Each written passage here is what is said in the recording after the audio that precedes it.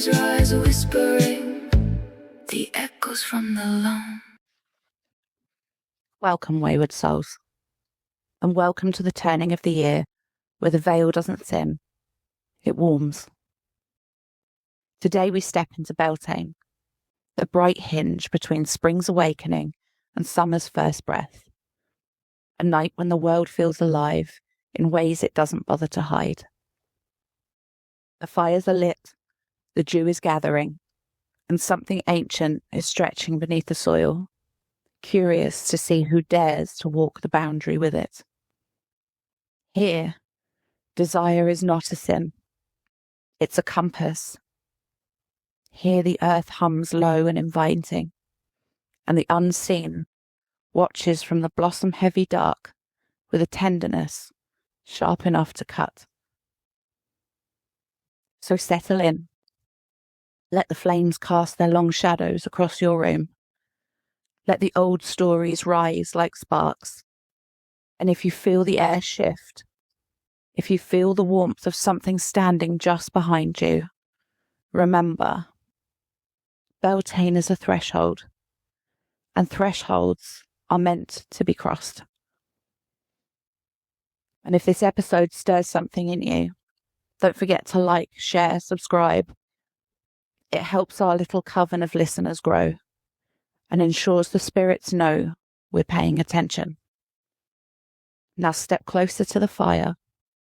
Beltane is waiting.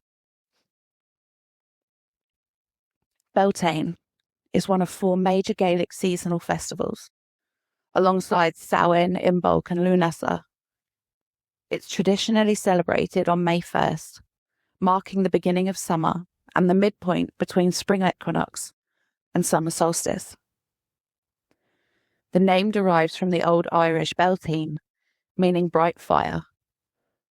But Beltane is not just about warmth, it's a threshold festival, a liminal moment when the veil between worlds thins and the forces of fertility, chaos and transformation stir.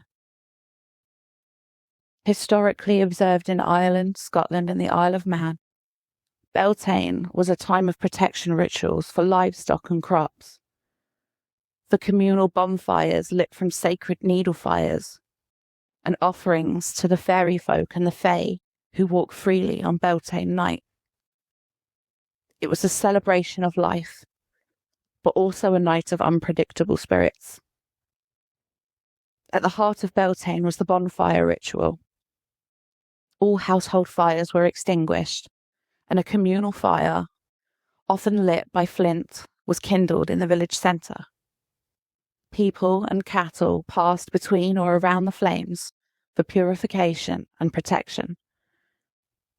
Ashes from the fire were then scattered in fields, and embers were carried home to rekindle hearths, and the smoke itself was believed to ward off illness and misfortune. But fire also invited unseen forces. In Scottish lore, Beltane bonfires attracted the slua, restless spirits of the dead, and if offerings weren't made, it was said that they could follow the smoke into their homes. Some communities left milk, bread or honey at the edge of the fire, not for the living, but for the watching. Central to Beltane folklore are 2 archetypal figures: the May Queen, a maiden crowned in flowers, representing spring and fertility and the life force of the land, and the Green Man, a wild leaf-covered figure symbolising nature, virility and the untamed forest. In some traditions, they enact a sacred marriage, a symbolic union of earth and sky, of light and of growth. But not all versions are gentle. In darker tales, the May Queen is chosen unwillingly. She is led to the woods and crowned and left alone until dawn. If she returns, the crops will flourish, and if not, the village must wait yet another year. And the Green Man, too, is not always benign. He is a wild god, unpredictable and primal. In some regions, he is hunted, masked or burnt, and his sacrifice ensures summer's arrival. Beltane is a night of spiritual vulnerability. The fairy folk, ancestral spirits, and elemental beings are said to roam freely. But they are not tiny winged creatures. They are ancient, powerful, and easily offended. To protect themselves, people often decorated doorways and barns with yellow flowers to invoke fire, avoided crossroads and thresholds after dark, and left offerings at fairy mounds and sacred wells. In Irish folklore, Beltane was one of the two nights, alongside Samhain, when the fairy host rides out, and those caught in their path might be taken, bewitched, or returned, but somewhat changed. The children were kept indoors and mirrors were covered, and bells were rung to keep spirits at bay. By the 19th century, Beltane had faded from public practice, but its echoes remained, in May Day customs, dancing around the maypole and crowning the May Queen, in seasonal superstitions, avoiding travel on May Eve and leaving offerings at wells, and sometimes in rural rituals, blessing cattle and lighting symbolic fires. In recent decades, Beltane has been revived, most famously in Edinburgh's Beltane Fire Festival, where thousands gather on Colton Hill to reenact ancient rites. But even in modern celebrations, the spooky undertones remain. Performers wear masks and body paint, and drums echo through the night, and fire dancers invoke primal energy. It's not just a party, it's a ritual of transformation. Beltane is a celebration of life, but life in folklore is never simple. It's tangled with death and desire and the unseen. And on Beltane night, the veil lifts, the fire burns, and the watchers gather. And so, I'll leave you with this. Beltane comes humming through the bright-boned morning, a low, warm stirring in the roots of everything that lives. The earth is flushed, not with innocence, but with invitation, and green rises like breath held too long, released at last into light.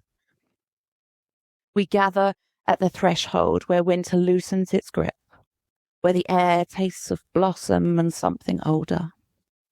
A promise, a dare, a door half open. Flames leap, gold-tongued and eager, painting our shadows long and living on the grass. We walk between them, not to be purified, but to be reminded we are creatures of heat, of hunger, of becoming. Smoke curls around our hands like a blessing that remembers our names. The veil thins, not to frighten, but to welcome, and the unseen steps closer, curious, gentle, wild. We offer flowers and laughter, the truth of our desire. We offer the courage to grow in directions we have not yet imagined.